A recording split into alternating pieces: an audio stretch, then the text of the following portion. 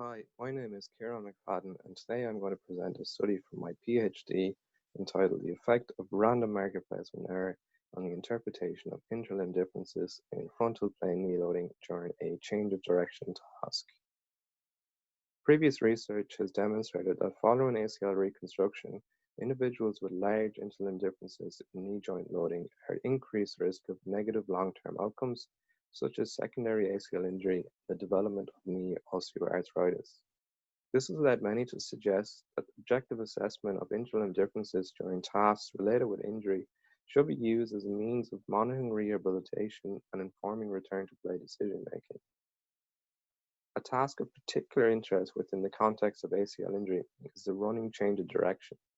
The ability to change of direction quickly and effectively is a key skill within many field-based sports, and in addition, change of direction is reported as the most common mechanism of non-contact ACL injury. Recent work has demonstrated that significant interlimb differences in frontal plane knee loading are present during change of direction at 9 months post-ACL reconstruction. As frontal plane knee loading is considered a key risk factor for ACL injury, there may be merit in assessing such differences during rehabilitation.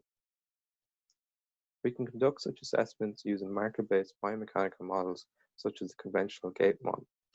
However, this presents a significant methodological challenge as there is an assumption that marker placement is an accurate and repeatable operation.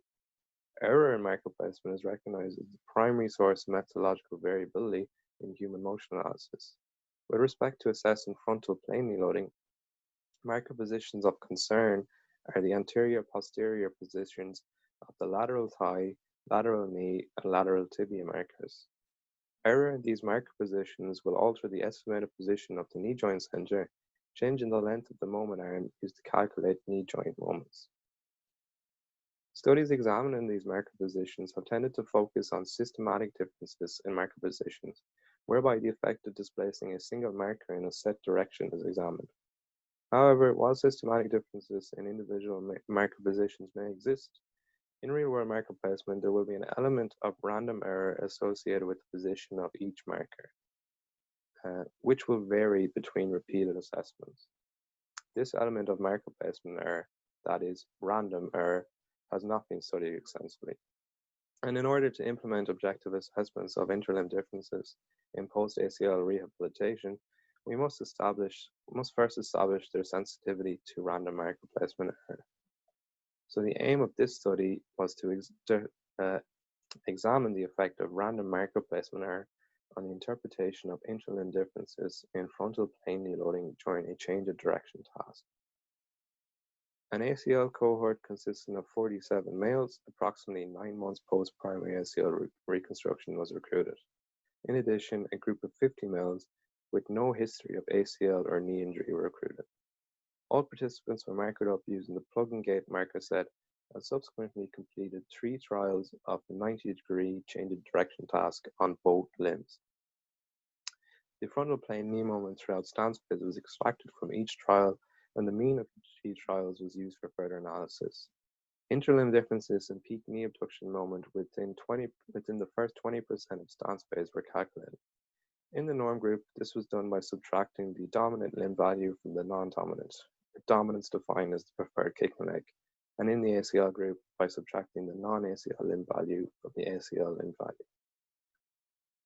Following this, we aim to simulate a scenario in which our ACL cohort underwent repeated assessments, with random marker placement error introduced within each assessment. To explain how this was done, I will just use the example of a single ACL participant, as the process was then repeated identically for each additional participant. Firstly, 2 sets of marker displacements were sampled from uniform distributions with a range of -15 to +15 millimeters. This range is based on previously reported ranges for intra-test variability in marker placement. Each set of displacements contained 3 random displacements that were to be applied to the anterior-posterior positions of the corresponding marker. One set of displacements was applied to all trials completed by the participant on the ACL limb, while the other was applied to all trials completed on the non-ACL limb. The interlimb difference in peak knee abduction moment was then re-extracted from these trials, as described previously, before the process was then repeated using newly generated marker displacements from the same distributions. This process was completed in total 100 times for a single participant, on each occasion using newly generated marker displacements. This meant that for a single ACL hour participant, we generated 100 simulated interlimb differences, and in total 4,700 simulated interlimb differences. The effect of marker placement on these interlimb differences was then assessed using two analyses. The first simulated interlimb difference was subtracted from the original ACL participants' interlimb difference, which gave us the magnitude of difference between the two measures. This was then repeated for each of the simulated interlimb differences and subsequently for each participant. From these data, the distribution of changes in interlimb differences was assessed and used to estimate the minimum change in interlimb difference that could be reliably identified between two assessments. Secondly, we assessed how marker placement affected the ability to identify ACLR participants with large interlimb differences relative to our norm cohort. ACL participants whose original interlimb differences was within 2 standard deviations of the norm group variability were classified as having normal interlimb differences, pictured here as black dots, while those whose original interlimb difference was above or below 2 standard deviations were classified as having abnormal interlimb differences and are pictured here as red dots. The ACLR participants were then reclassified using their simulated interlimb differences, and the percentage of participants whose original interlimb difference classification changed was calculated. In analysis 1, we found that the changes in interlimb differences followed a normal distribution with a standard deviation of 0.26 Newton meters per kg. From this, we estimated a 95% confidence interval of minus 0.52 to 0.52 Newton meters per kg. This constituted a range in which the true value of measured interlimb difference was likely to fall on 95% of occasions. From this confidence interval, the minimal between session change that could be identified with 95% certainty was estimated as 0.86 Newton meters per kg, as this was the first point in which 95% of possible values for the second interlimb difference fell outside a range that contained 95% of possible values of the initial interlimb difference. In analysis 2, we found that 25% of participants, ACLR participants, changed their original interlimb difference classification on at least one occasion in the simulated trials. In these participants whose classification changed, the number of simulations in which their classification changed ranged from 1 to 59, with a median of 13 trials. So what does this mean? Well, it appears that utilizing the conventional gate model in the objective assessment of interlimb differences in frontal plane neuroloading is not appropriate due to the variability likely introduced from error in marker placement. To give an example, if we take a hypothetical interlimb difference of 0.3 Newton meters per kg, our data indicate that the true value of that difference may in fact range anywhere from minus 0.22 to plus 0.82, a range that contains 2 possible interpretations of the direction of the interlimb difference, as well as the possibility that the true interlimb difference is in fact close to 0.